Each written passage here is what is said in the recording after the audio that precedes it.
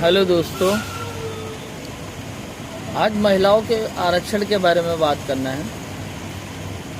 इस देश में महिलाओं के आरक्षण के बारे में आज जितना ढिंढोरा बीजेपी पीट रही है, उसमें कितनी सच्चाई है, यह आज आपको बताना चाहता हूँ। 2014 से इतने बड़े बड़े मामले हुए देश में जो कि आप सोच भी नहीं सकते। आपके सामने बहुत सारे मामले आए, लेकिन सारी चीज़ें थोड़े दिन तक याद रहता है आदमी को, फिर भूल जाते हैं। थोड़े दिन तक याद रहता है, फिर भूल जाते हैं। कल मोदी जी ने एक प्रेस कॉन्फ्रेंस किया। वैसे तो हाल ही में बड़े बड़े महिला मुद्दा है, लेकिन किसी में भी मोदी जी ने जल्दी प्रेस कॉन्फ्रेंस नहीं किया। कल जब वो संसद में एक बिल नहीं पारित हुआ, तो मजबूरन उनको प्रेस कॉन्फ्रेंस करके बताना पड़ा। महिला आरक्षण की सच्चाई बता देता हूँ। उनकी आँख कल खुली है, पहले नहीं खुली थी। इतने टाइम से, इतने सालों से महिलाओं को प्रताड़ित किया गया। इनकी सरकार में इतनी महिलाएं, इतने रेप हुए, इतनी महिलाएं बेघर हुई, इतनी महिलाओं का क्या नहीं क्या क्या हुआ, तब इनकी आंखें नहीं खुली थी। अब इनकी आंखें खुल रही है। आपको याद होगा मणिपुर हिंसा 2023 से 2024 तक चला, पूरे एक साल।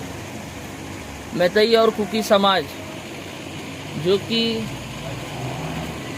आपस में लड़ाई का कारण था, वो लोगों का आपस में लड़ के महिलाओं का यौन शोषण तक का हुआ। वहाँ पर 2 महिलाओं को पूरा नंगा करके, निर्वस्त्र करके घुमाया गया। तब कहाँ थे मोदी जी? तब कहाँ थी महिलाएं? तब कहाँ थे महिलाओं का आचरण? तब नहीं थे जिंदा तुम। वीडियो वायरल हुआ। एक ऐसे ही वारदात है, हाथरस और कठुआ मामला। 2020 में उत्तर प्रदेश के हाथरस में एक दलित लड़की के साथ घिनौने तरीके से गैंग रेप और हत्या किया गया। 2018 में जम्मू कश्मीर के कठुआ में 8 वर्षीय बच्ची के साथ गैंग रेप और हत्या। तब कहाँ थी राष्ट्रवादी आक्रोश? कहाँ थी? उन्नाव मामला याद होगा आप सबको। उन्नाव मामला 2017 में बीजेपी विधायक द्वारा एक नाबालिग लड़की के साथ गैंग रेप किया गया। नाबालिग थी, बालिग नहीं। सबके घर में बहन बेटियां होती हैं। बालिका और नाबालिग का मतलब हर किसी को मालूम होता है। बीजेपी विधायक था, नाबालिग लड़की का रेप किया, गैंग रेप किया। उसका मामला काफी चर्चित रहा, पूरा देश उसको जानता है। क्या कोई जानता है आज के टाइम पे कहाँ गया वो मामला?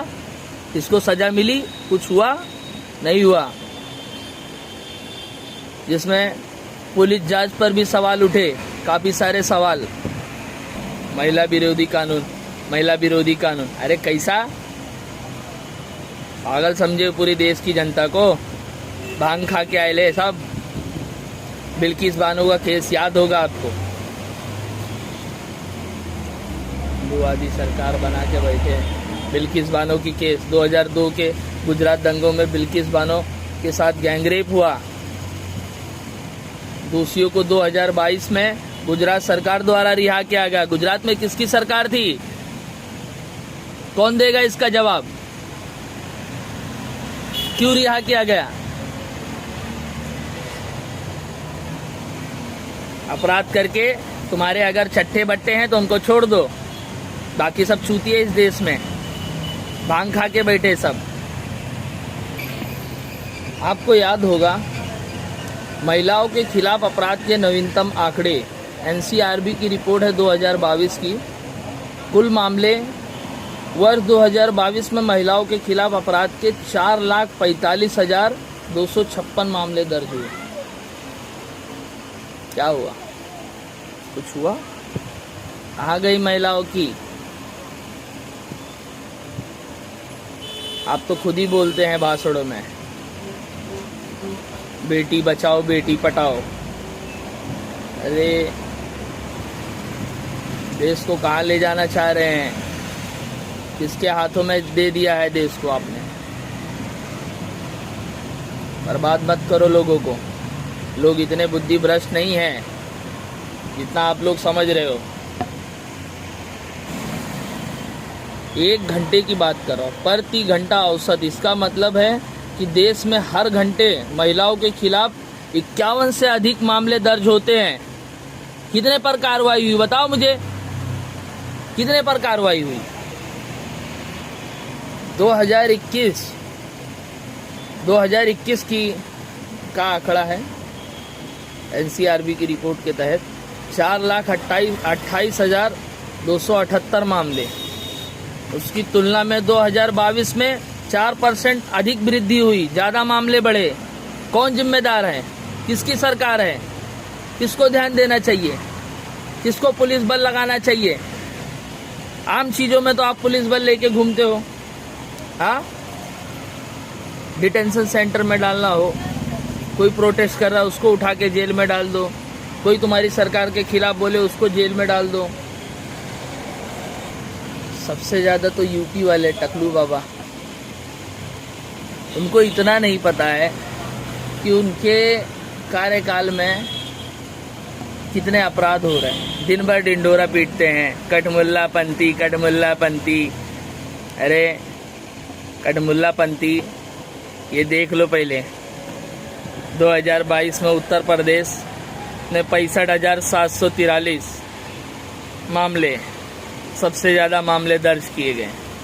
2022 में इंडिया में सबसे ज़्यादा कौन सा स्टेट है? उत्तर प्रदेश में। आपको याद होगा बहुत सारी चीज़ें, बहुत सारी बातें इस देश में छिपाई जाती है। एक छोटा सा मामला है, 2024 से 2023 के आसपास बलात्कार के खाली मामले आपको बता देता हूँ मैं। 2014 से 2022 के बीच देश भर में बलात्कार के लगभग 2,99,520 से अधिक मामले दर्ज किए गए।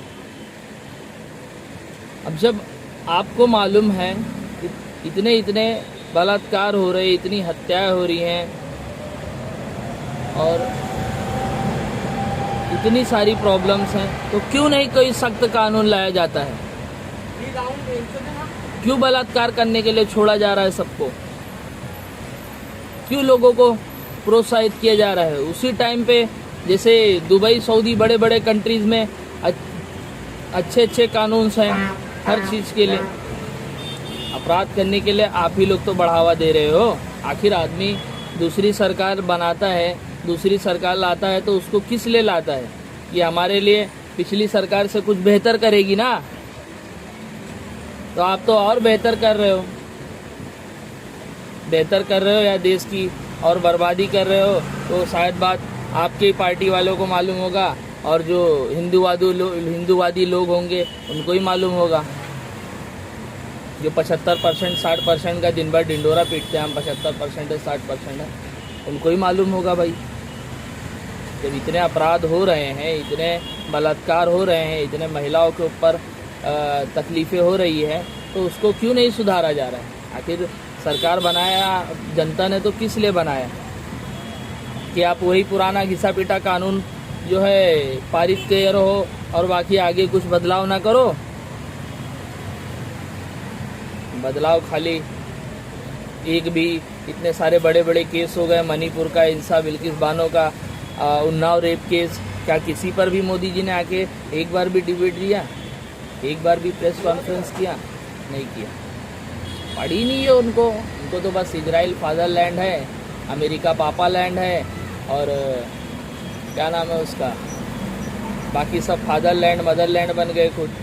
वहाँ 7 करोड़ 8 करोड़ की आबादी, यहाँ 140 करोड़ की आबादी, ये लोग मदरलैंड हो गई, अम्मा बन गई।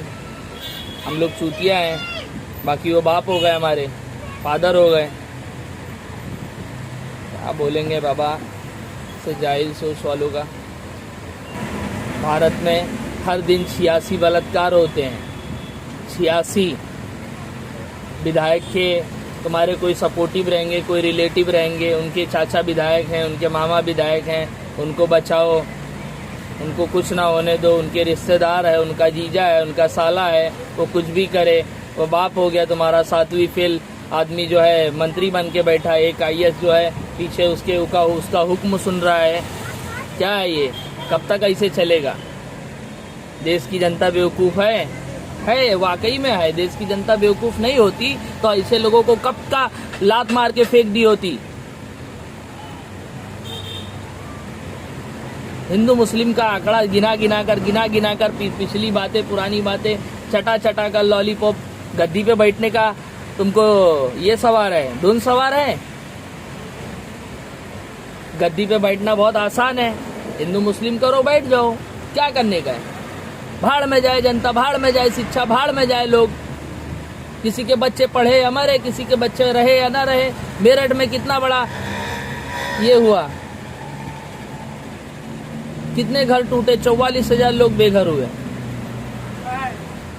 कहाँ गई तुम्हारी मानसिकता? किसके लिए देश है?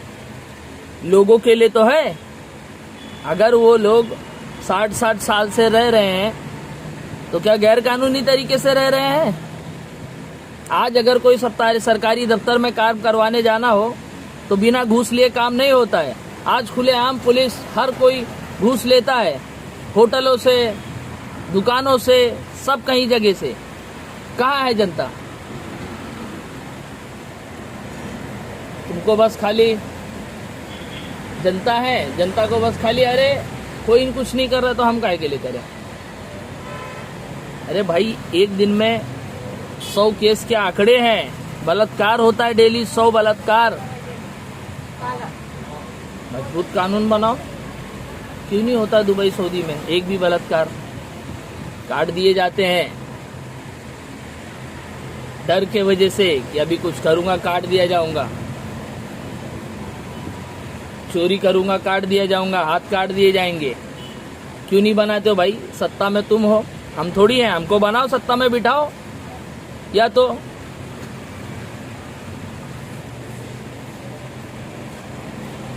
जनता फैसला करेगी। जनता कैसे फैसला करेगी? जनता तो लॉलीपॉप ले रही है हिंदू मुसलमान का।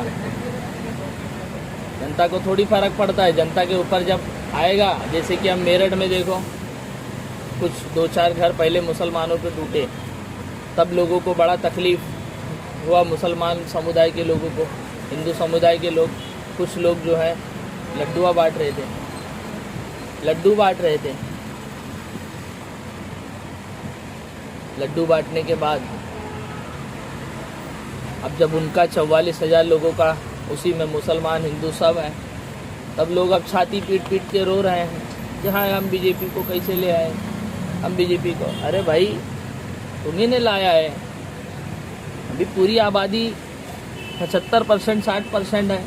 उनको भी धीरे धीरे समझ में आएगा। जब बड़े बड़े ऐसे कारनामे होंगे तब समझ में आएगा, तब आगे बात बढ़ेगी। अभी तो आगे बात नहीं बढ़ने वाली है, कभी नहीं बढ़ने वाली।